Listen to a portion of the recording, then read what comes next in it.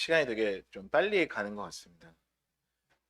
벌써 봄이 오고, 저도 오는 길에 보니까 이렇게 길가에 도로가에 벚꽃이랑 개나리가 이렇게 쫙 폈더라고요. 겨울 추웠던 게 엊그제 같은데 벌써 또 이렇게 봄이 되고 아마 또 조금 있으면 금방 또 더워질 것 같은 그런 예감이 드는 태양빛이 이렇게 느껴지더라고요. 그래서 참 시간이 빠르다는 게 이렇게 느껴지는 부분들이 많이 있는 것 같습니다. 제가 첫 번째 이제 말씀 교재 준비한다고 막 성경책을 보면서 준비했던 기억이 엊그제 같은데 또 벌써 이렇게 두 번째로 올라오는 시간이 또 이렇게 됐네요.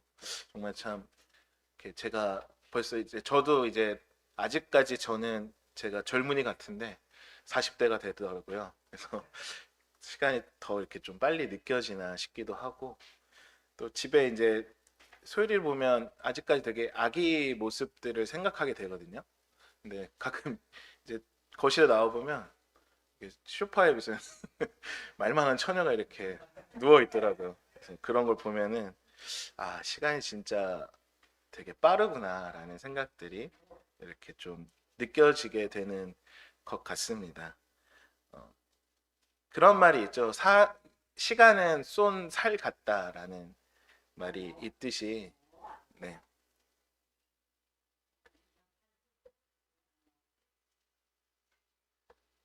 네. 이 화살이라는 것이 쏘아주면 순식간에 멀어지죠. 그런 것처럼 시간이라는 게 빠르다는 것을 표현하는 말들이 예전부터 이렇게 있어 왔던 것을 볼 수 있습니다. 어, 이 사람들이 왜 시간이 빠르다고 이렇게 예전부터 느껴왔을까요? 근데 왜 시간이 이렇게 빠르다고 느껴질까요? 물론 뭐 복잡하게 얘기하면 뭐 상대성 이론까지 갈 수도 있지만 저희가 시간이 빠르다고 느껴지는 것, 이제 돌이켜보고 예전에 보냈던 시간들을 보면서 시간이 빠르다고 느끼는 이유는 아마 시간이 무한하지 않기 때문에, 시간이 유한하기 때문일 겁니다. 어, 특히 저희 인간의 시간은 얼핏 보면 많은 것 같지만, 네, 생각보다 이렇게 많지 않죠. 저희가 태어나서 어렸을 때는 아직 남은 시간이 많은 것처럼 느껴지고, 그래서 할 수 있는 것이 많다고 느껴지지만 점점 나이를 먹으면서 내가 가지고 있는 시간이 줄어들기 시작하면 점점 초조해지는 것들을 느끼게 됩니다. 시간은 점점 줄어들고 내가 할 수 있는 것들은 점점 줄어들고 그런 가운데 이 시간이 계속 빠르게 느껴진다는 것을 느끼게 되면 생기는 좀 감정들이 있게 되죠. 주로 어떤 감정들이 좀 많이 생기세요? 이렇게 돌이켜서 봤을 때, 아, 시간 참 많이 갔다라는 것들을 느낄 때, 우리 성도님들께서는 어떤 감정들을 느끼시는지 궁금합니다. 아마 보통은 이제 좀 나이대에 따라 조금 다를 수 있겠지만, 좀 불안한 감정들을 많이 좀 느끼게 되는 것 같아요. 왜냐하면 내가 쓸 수 있는 시간이 그만큼 줄어들었고, 내가 어떤 하려고 하는 것들, 목표하고자 하는 것들에 그만큼 더 다가갔어야 되는데, 그러지 못할 경우들이 많기 때문에 좀 불안감들을 느끼게 되는 것 같습니다. 제가 수능을 준비할 때를 돌이켜 생각해 보면 그날 하루는 공부를 하기 싫은 적이 많죠. 그래서 결국 제대로 공부하지 않고 놀면서 보낸 하루하루들이 많은데 그런 하루하루들이 이제 모여서 한 달이 되고 그 한 달을 이제 지나면서 그 보낸 시간들을 이렇게 생각해 보면 불안감이 엄습할 때가 많습니다. 그러고 나서 그 다음날 또 똑같은 저를 보곤 하는데요. 이렇게 저희의 시간은 그 끝이 항상 있기 마련입니다. 애매하게 말하는 것도 아니고요. 반드시 그 끝이 오기 마련입니다. 그런데 재밌는 것은 저희 개인의 시간만 이렇게 끝이 있는 것이 아니라 시간이라는 개념 자체의 끝도 분명히 존재한다는 것입니다. 하나님께서 이 세상을 창조하실 때 하늘의 해와 달을 만드시고 그것들을 이제 징조로 삼고 각 절기로 삼으라고 말씀하셨을 때부터 이 시간이 시작되었습니다. 이 시간이 시작되어서 지금까지 단 한 번도 멈추지 않고 흘러오고 있고 앞으로도 아마 멈추지 않고 흘러갈 것입니다. 하지만 그 시간에는 분명히 끝이 존재합니다. 인간의 시간은 반드시 끝이 날 것이고요.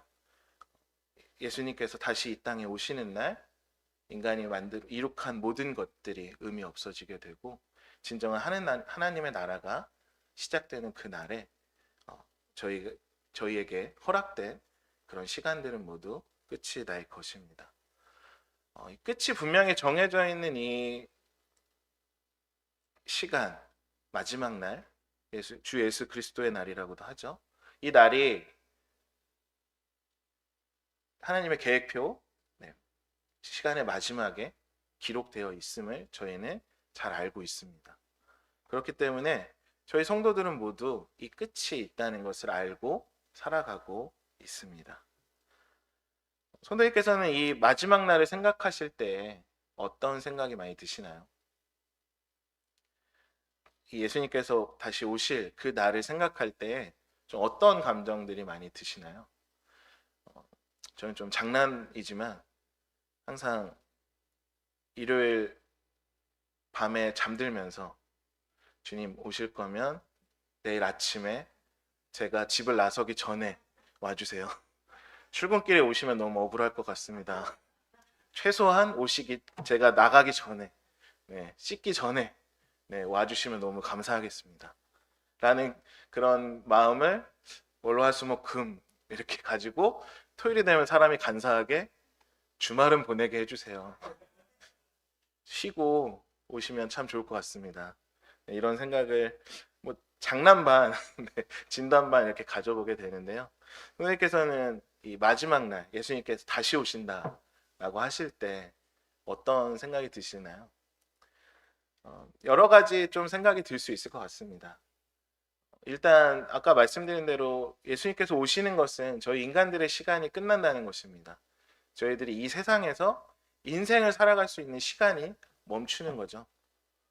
그동안 저희는 저희 나름의 마음대로 이 시간을 쓸 수가 있었는데 그 시간이 이제 끝이 나게 됩니다.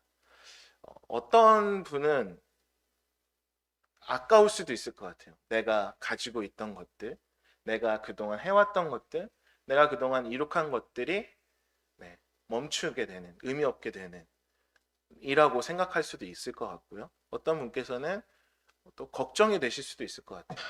내가 과연 그 날을 맞이할 준비가 되었는가라는 불안이 있으실 수도 있을 것 같고요. 어떤 분께서는 또 그 날이 빨리 오기를 소망하는 그런 마음도 있으실 것입니다. 이렇게 여러 가지 좀 감정들이 그 날을 생각할 때 저희가 들 수가 있는데요. 이런 여러 가지 감정들 가운데 분명히 좋은 소망도 있겠지만 말씀드린 것처럼 부정적인 감정들, 두려움이나 걱정, 불안 이런 것들이 들 수 있다는 사실은 분명한 사실인 것 같습니다. 성도님들께서는 어떤 감정들이 드시는지 궁금해지는데요. 저희 오늘 본문 말씀에 살펴볼 교회 이 성도들은 이 주님의 마지막 날을 생각하면서 원래 굉장히 소망을 갖던 그런 교회였습니다. 그런데 어떤 일들로 인해서 그 소망이 큰 불안으로, 걱정으로, 두려움으로 바뀌는 일들을 경험하게 됩니다. 이런 부정적인 감정들에는 근데 좀 재밌는 부분이 있습니다. 저희가 불안이나 걱정, 두려움 이런 것들을 생각할 때에 굉장히 좀 부정적인 측면들을 생각하게 되는데요. 의외로 이런 감정들이 갖는 기능 중에 하나가 뭐냐면 사람을 행동하게 만듭니다. 물론 이제 그런 부정적인 감정에 짓눌리는 경우에는 오히려 아무것도 하지 못하는 경우들이 생기기도 하지만 그런 부정적인 감정들은 사람을 강하게 움직이는 원동력이 될 경우가 많이 있습니다. 아까 수능 얘기를 잠깐 드렸는데 제가 하루를 놀 때마다 불안감이 이렇게 쌓이더라고요. 그 불안감이 쌓이다 보면 어떤 일이 이제 발생하죠? 네. 아예 포기하던가 수능을. 그래서 그냥 이제 난 안 될 거야 이렇게 포기하던가 아니면 네, 밤새 공부를 하게 되죠. 말 그대로 일어나서부터 잠들 때까지. 근데 그 잠드는 것도 아주 늦게 잠들 때까지 공부를 하게 되죠. 그런 일들을 이제 반복하다 보면 사람이 네, 그 나이대에 경험해야 될 많은 것들을 경험하지 못하고 네, 공부만 계속 이렇게 하게 되는 모습들. 저희 나라는 참 안타깝게도 이런 교육에 있어서는 아이들의 좀 불안감 그리고 학부모들의 불안감을 근본으로 가지고 있기 때문에 그런 것들이 참 개선되기 어려운 모습들을 보여주고 있는데요. 이렇게 이 부정적인 감정들은 좀 강력한 원동력이 되기도 합니다. 이번에 좀 크게 히트했던 영화가 있는데 혹시 왕사남이라는 영화 아시나요? 왕을 사랑한 남자라는 영화가 왕을 사랑한 남자 맞죠? 아 왕가사 죄송합니다. 제가 말하고 이게 이상한데라고 생각해가지고 왕을 사랑한 남자 되게 이상한데 해서 네 맞네요. 왕과 함께 사는 남자, 왕과 사는 남자. 네, 되게 이상한 제목을 제가 말씀을 드렸습니다. 네, 왕사남이라고 하는 그 영화가 이제 나왔는데 거기 이제 단종의 이야기입니다. 단종이라고 하면 우리나라 그 왕의 역사상 좀 되게 불행하고 그 불우한 시간을 보낸 왕으로 저희가 기억하고 있는데요. 이 단종의 이제 죽음을 다루는 그런 영화입니다. 단종이 왜 죽었는지 기억하시죠, 다들? 뭐 그 영화를 아마 보시지 않았더라도 단종이 어떤 죽음을 이제 왜 죽었는지는 아마 다들 잘 아실 텐데요. 바로 단종의 삼촌이었던 네, 세조에 의해서 죽임을 당하게 되죠. 세조가 단종을 죽인 이유는 되게 간단했습니다. 그가 불안했기 때문이죠. 세조는 원래 정통성 있는 왕이 아니었고 네, 반란을 통해서 왕위를 얻었던 그런 왕이었습니다. 조선 시대는 굉장히 유교 사상이 이제 그 나라의 근간을 이루고 있었고 성리학이 굉장히 융성했던 그런 나라였는데 그 유교 사상의 가장 중요한 부분이 바로 네, 위계 질서를 지키는 부분이죠.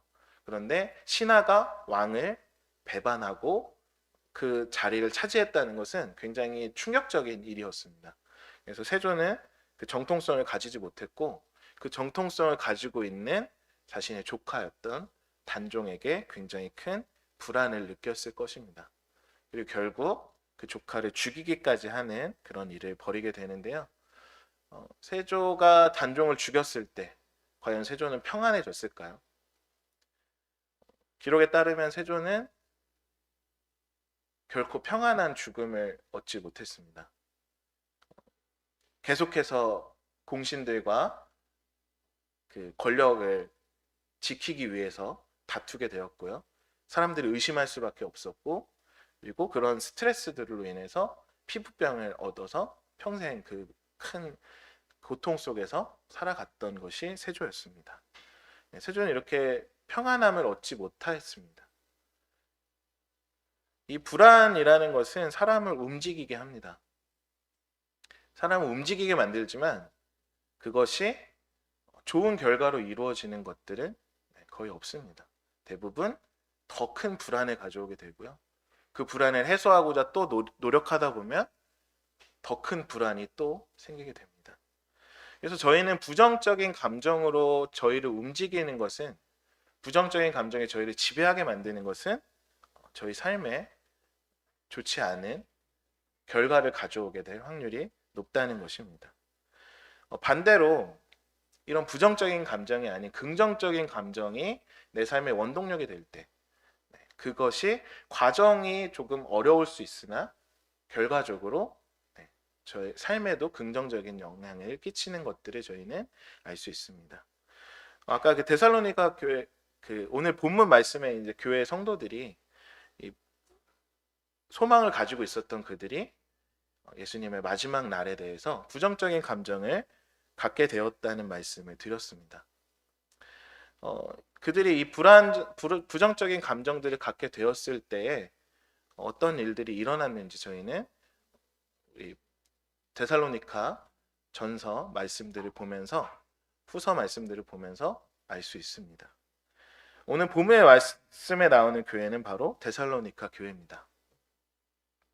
데살로니가 교회는 믿음이 있는 교회였습니다. 사랑이 있는 교회였고요. 소망이 있는 교회였습니다. 사도 바울은 이 교회를 가르쳐서 믿음의 역사와 사랑의 수고와 소망의 인내가 있는 교회라고 이야기했습니다. 또한 마게도니아와 아가야에 있는 모든 믿는 자들의 본이 되는 교회다라고 성경은 말하고 있습니다. 굉장히 훌륭한 교회죠. 그런데 이 교회에도 어떤 불안과 혼란이 있었고 두려움들이 있었는데요. 바로 잘못된 소문으로 인한 그런 불안과 혼란이었습니다. 누군가 이제 어떤 이야기들을 하게 되죠. 주님은 이미 오셨다라는 이야기를 그들에게 하게 되는 겁니다. 주님은 사실 이미 오셨다. 주님은 다시 오시겠다고 한 그 약속대로 다시 이미 오셨다라는 그 말을 들었을 때 이 데살로니가 교회 성도들은 큰 충격을 받았던 것 같습니다. 그래서 그들은 이미 죽은 사람들에 대한 슬픔이 가득 차게 되었고, 그리고 어떤 사람들은 자신들의 생활을 포기하기도 했습니다. 그리고 어떤 사람들은 두려움과 불안 속에서, 혼란 속에서 살아가고 있었습니다. 그래서 바울은 이 데살로니가에 보내는 편지 서신서에 누구든지 일하기 싫어하거든 먹지도 말게 하라라고 써야 했고요. 그리고 주의 날이 이르렀다고 하여 쉽게 마음이 흔들리거나 두려워하지 말라라고 써서 보내야 할 정도로 데살로니가 교회에 어떤 혼란과 그런 불안감들, 두려움들이 감돌고 있었습니다. 만약에 그들이 그 말을 들었을 때에도 주님이 이미 왔다는 그런 잘못된 말을 들었을 때 그것에 흔들리지 않았다면 바울은 이 서신서에 이런 말들을 쓸 필요가 없었을 것입니다. 그렇다면 이 다른 자들에게 본이 됐다는 사랑이 있었다는 이 데살로니가 교회의 성도들은 왜 이렇게 흔들리고 왜 이렇게 두려워하며 슬퍼하고 불안해했을까요? 먼저 이 교회의 상황을 좀 보게 되면요. 데살로니가 교회는 계속되는 환난과 박해 속에 있었습니다. 데살로니가에서 복음을 전하고 교회를 세웠던 바울조차 이곳에서 박해를 당해서 황급히 이곳을 피하듯이 떠나야 했었습니다. 그래서 데살로니가에서 바울이 전도했던 기간은 굉장히 짧았을 것으로 보여지고요. 그 짧은 시간 동안 복음을 들었던 이 데살로니가 교회 성도들은 바울이 떠난 이후에도 지속적으로 이 유대인들의 박해를 심하게 당해야 했습니다. 이런 박해가 있는 이런 고난과 이런 것들이 있는 상황에 이들은 아마 예수님에 대한 소망을 붙잡으며 하루하루를 견디고 있었을 것입니다. 특히나 다시 오시겠다고 약속하신 그 예수님의 약속은 이들의 삶에 있어서 아마 가장 큰 소망이지 않았을까 생각이 듭니다. 모든 사람이 예수님을 믿는다는 이유로 그들을 박해할 때 다시 오시겠다는 예수님의 그 약속은 이들에게 있어서 정말 큰 의미를 갖고 있는 소망이 될 수밖에 없었을 것입니다. 그런데 그런 소망을 갖고 있던 그들에게 들려온 소식은 이미 예수님이 오셨다라는 이야기였어요. 다시 말해서 자신들은 다시 오실 예수님이 오시는 그 순간에 예수님과 함께할 그 순간을 고대하고 있었는데 알고 보니 이미 예수님은 오셨고, 그렇다면 이전과 똑같은 삶을 살고 있는 우리들은 어떻게 된 것일까라는 그런 면들의 걱정과 불안이 치밀어 올랐을 것입니다.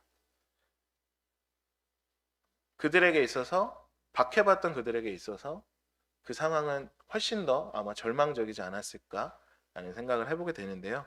그들은 왜 그런 말에 이렇게 흔들렸을까요? 왜 예수님이 다시 오셨다라는 그런 좀 허황된 소문에 그렇게 흔들렸을까요? 그들이 하나님의 약속 가운데 있었음에도 불구하고 그 소문을 듣는 순간 그들이 갖고 있던 그런 상황과 그런 소문이 더 크게 느껴졌기 때문입니다. 내가 가지고 있는 믿음보다 내가 가지고 있던 그런 약속에 대한 신뢰보다 그 순간 닥쳐온 상황이 더 크게 느껴졌을 것입니다. 그 순간 들려온 그 소문이 훨씬 더 크게 느껴졌을 것입니다.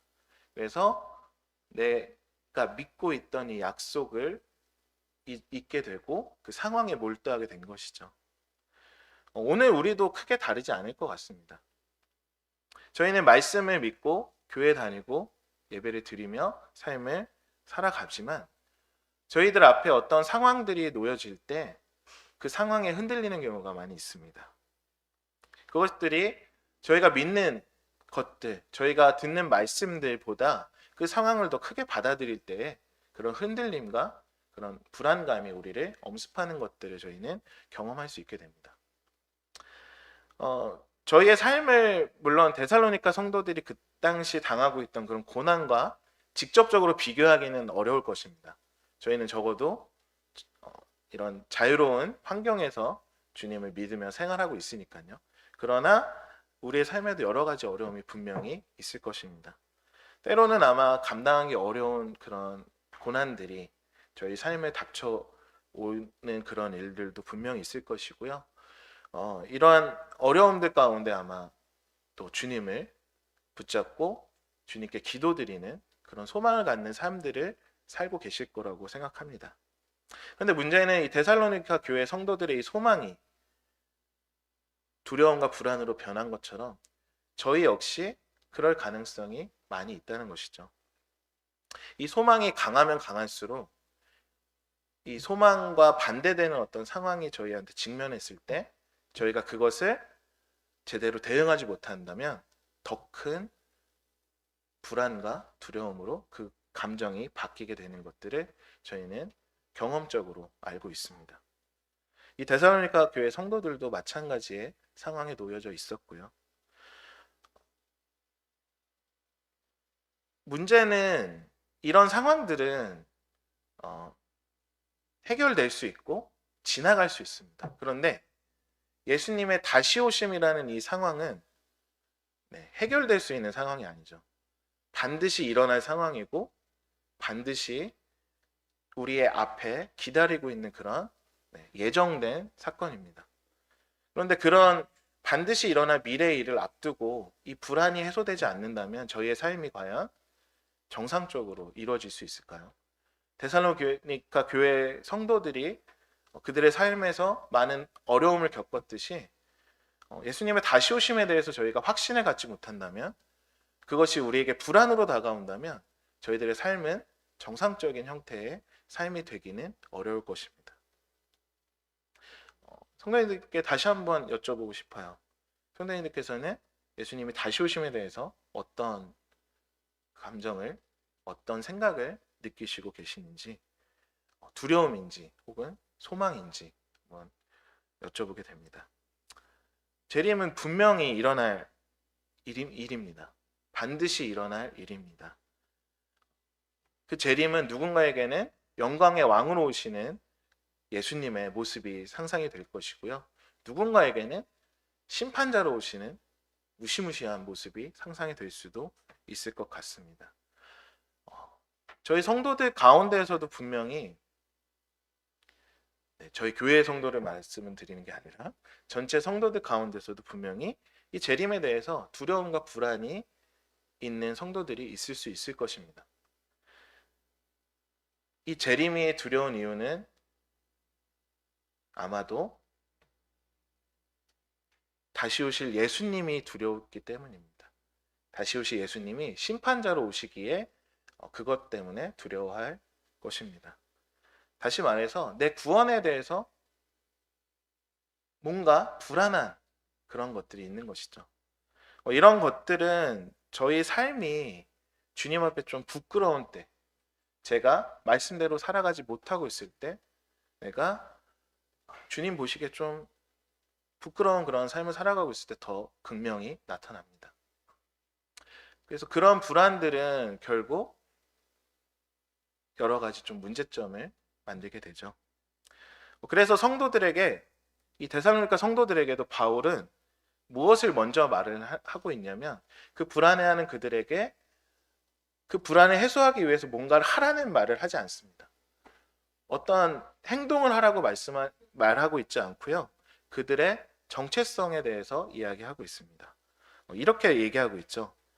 너희는 빛의 자녀요, 낮의 자녀라. 이 말은 단순한 위로로 건넨 말이 아닙니다.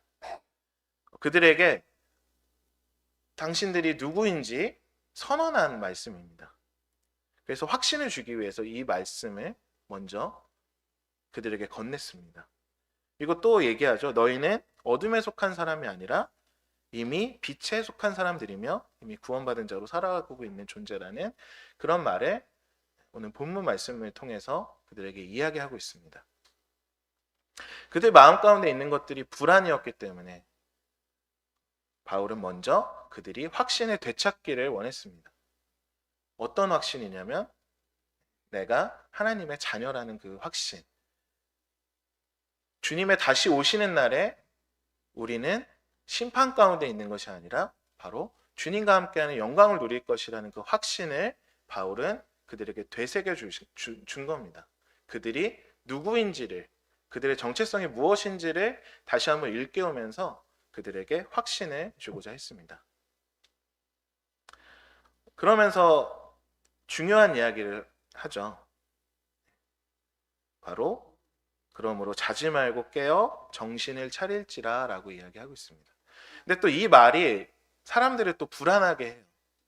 나는 과연 깨어 있는가라는 질문을 또 던지게 되죠. 나는 과연 주님이 다시 오시는 그날에 나는 깨어 있을 것인가? 네, 오해를 좀 할 수 있는 하는 그런 또 부분이 있을 수 있습니다. 사람들은 이 바울의 앞전 말씀에 어떤 마음에 좀 이제 위안을 얻다가도 그 뒤에 깨어 있으란 말에 불안을 다시 느끼는 경우도 있습니다. 하지만 바울은 이 깨어 있으란 말을 앞전과 같은 맥락으로 한 것입니다. 즉 깨어 있어야 그날에 예수님이 다시 오시는 그날에 내가 안전할 것이라는 말을 하는 것이 아니라 너희는 빛의 자녀이기 때문에 그날에 깨어 있을 것이다. 깨어 있어야 한다. 라는 이야기를 하는 것입니다. 앞뒤가 좀 다른 거죠. 깨어 있기 때문에 빛의 자녀라라고 말씀하시는 것이 아니라 빛의 자녀이기 때문에 깨어 있어라라고 얘기하는 것입니다. 그렇다면 깨어 있는 것은 과연 무엇일까요? 깨어서 정신을 차리고 있는 것은 과연 무엇일까요?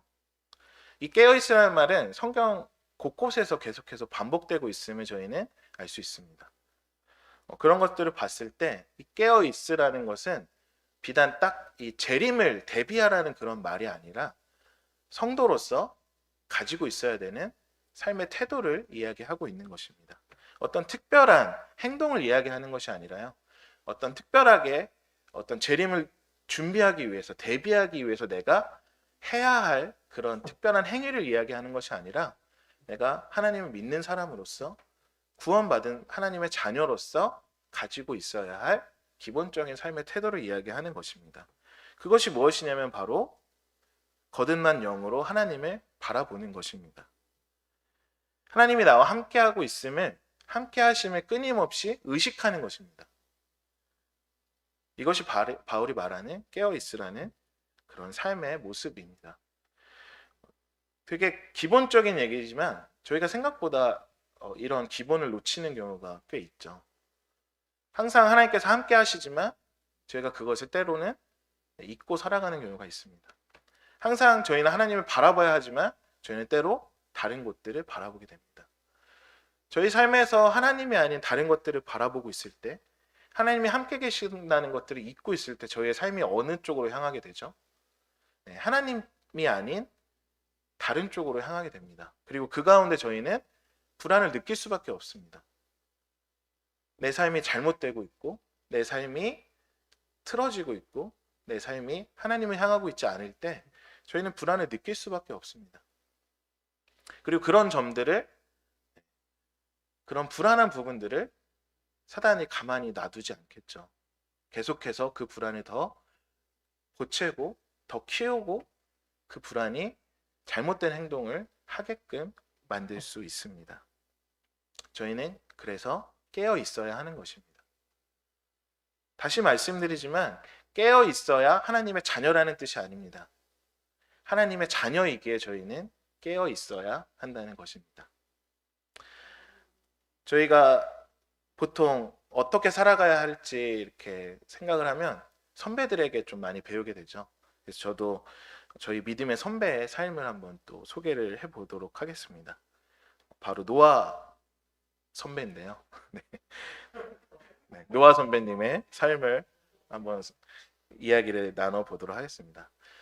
이 노아는 하나님께 어느 날 한 가지 계시를 받게 되죠.